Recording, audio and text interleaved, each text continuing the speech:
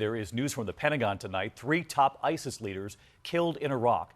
The 3 taken down in separate coalition airstrikes late last month, including one of the most senior members of their financial network.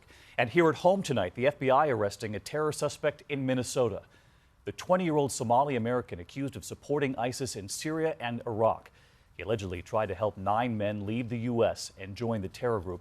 Authorities saying he helped pay for at least one of their passports. We turn now to an ABC News investigation tonight, a troubling new development just 1 month after the terror attacks in Paris. You'll remember this image. Authorities say one of the alleged suicide bombers using this fake passport to slip into Europe among the Syrian refugees. Tonight, a chilling new warning. ISIS now has its hands on at least one official passport printing machine.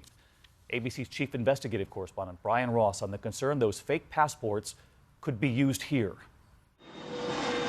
With the U.S. and other countries on high alert tonight for ISIS attacks, American authorities are warning the terror group may have infiltrated followers into this country with authentic-looking passports it has printed itself, almost impossible to detect. If ISIS has been able to acquire legitimate passports or machines that create legitimate passports, this would represent a major security risk to the United States. Authorities say as ISIS swept through major Syrian cities last year, it was able to seize government passport printing machines of a kind used by major governments around the world. A Homeland Security Investigations Bulletin sent to law enforcement in the last week and obtained by ABC News showed examples of suspect passports and said ISIS may have boxes full of blank passports. The bulletin warned that individuals from Syria with passports issued in these ISIS-controlled cities or who had passport blanks may have traveled to the U.S.